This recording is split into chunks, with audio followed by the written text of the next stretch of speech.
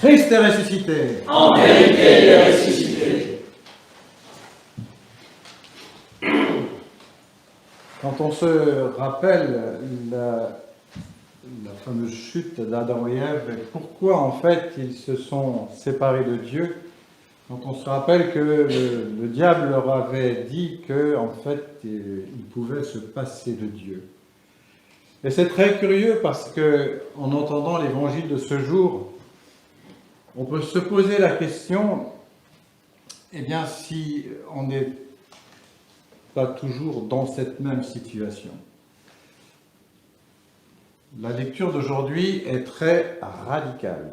Il faut employer un terme qui ne plaît pas, mais c'est vraiment quelque chose qui, pendant tout cet évangile, en fait, le Seigneur nous fait comprendre que sans lui, on ne peut rien faire. Pas un petit peu. Rien. Et ça, c'est quelque chose, en fait, qui nous gêne dans notre vie. On veut bien un Dieu qui nous donne un coup de main de temps en temps. On veut bien un Dieu, voilà, qui fait bien dans le décor.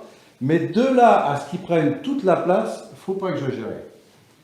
Mais c'est vrai. Et en réalité, quand on voit dans notre vie de tous les jours, eh bien, en fait, on n'a pas encore vraiment assimilé cela. Et pourtant, le Seigneur, dans les évangiles, que ce soit le Fils prodigue, que ce soit la brebis égarée, que ce soit donc cette lecture, il nous fait comprendre clairement que si on ne demeure pas en lui, si on n'est vraiment pas toujours dans sa présence, eh bien, on ne peut pas y arriver, on ne peut pas porter du fruit, on devient stérile.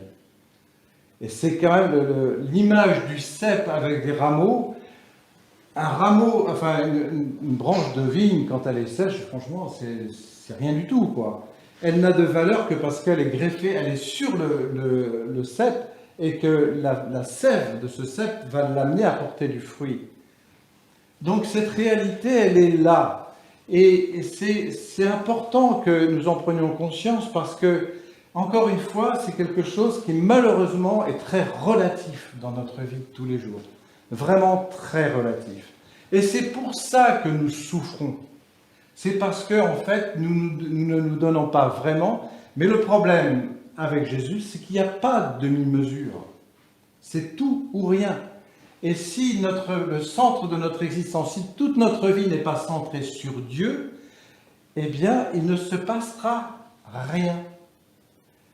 Alors, n'allez pas dire que c'est réservé aux curés et aux bonnes sœurs, parce que ça, c'est pas vrai. Je veux dire que s'il y a eu effectivement des moines des moines et des moines qui sont partis dans le désert, ces fameux pères du désert, c'est justement pour montrer qu'on pouvait vivre que de Dieu, être tendu uniquement vers lui.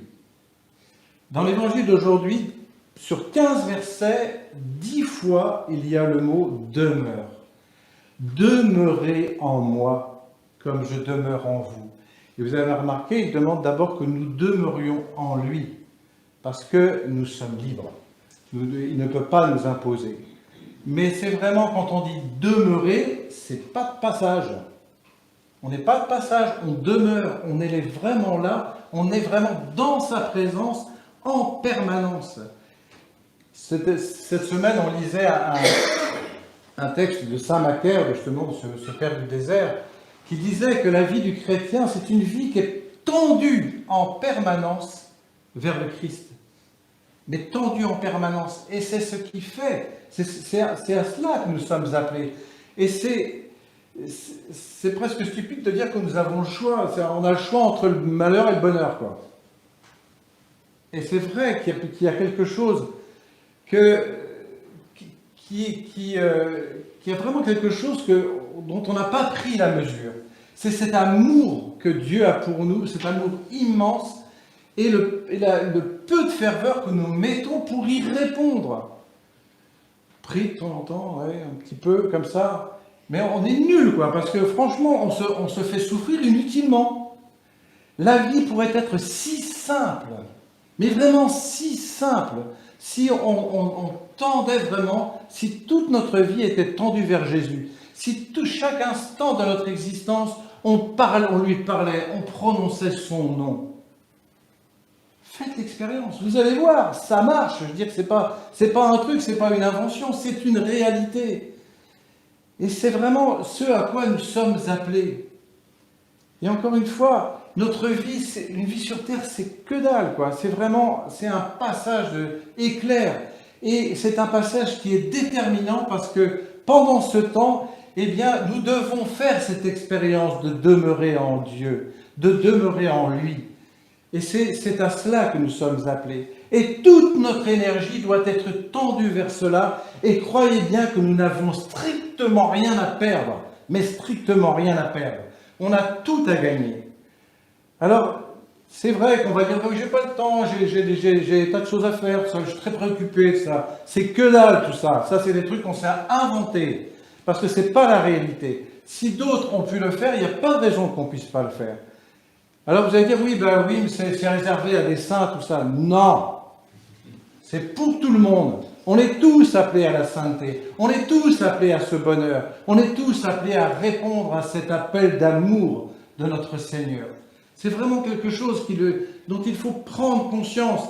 N'attendons pas la fin de notre vie pour nous dire, mince alors, j'aurais dû. Ben non, quoi. C'est maintenant qu'il faut commencer. Et maintenant. C'est pas de se dire, bah oui, mais j'aurais dû commencer avant. Non, on le fait maintenant. Et n'oublions pas une chose, c'est que nous sommes en face de quelqu'un qui nous aime. Et à partir du moment où on lui manifeste notre amour, il répond. Il n'attend que ça. Il va répondre à chacun de nos besoins.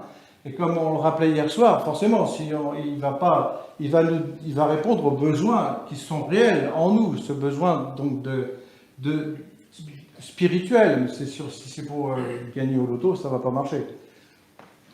Mais c'est vraiment quelque chose. C'est quelque chose en fait dont il faut vraiment prendre conscience, quoi. On a tous des phases d'enterrement là. Non mais je veux dire, on est tous des malheureux là, voilà. Et on est assis sur un trésor. On est assis sur un trésor. On a tout à notre disposition. On a simplement à nous laisser faire. À prier simplement. C'est pas sorcier quand même. Ça demande un effort, d'accord, mais c'est pas sorcier. Donc, et alors arrêtons de toujours dire j'ai pas le temps. On aura le temps de mourir. Hein. N'inquiétez pas. Mais ça sera trop tard à ce moment-là.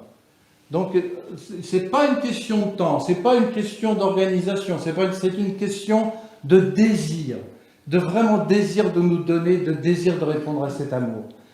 Alors, vraiment, supplions le Seigneur, vraiment demandons-lui qu'on ne rate pas le coche, quoi. Je veux dire que ce passage sur cette terre, il porte des fruits en abondance, que nous puissions vraiment goûter un bonheur infini, celui auquel on est tous appelés.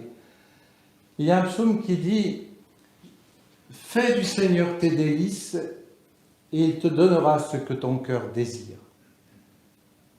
Voilà, c'est vraiment « Fais du Seigneur tes délices. » Fais du Seigneur ta seule préoccupation, le seul désir, vraiment le seul.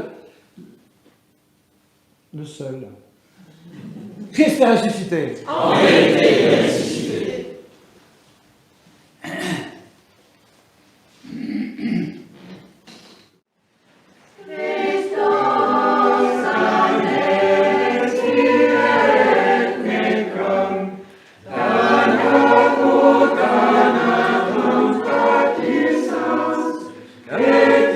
Sanctis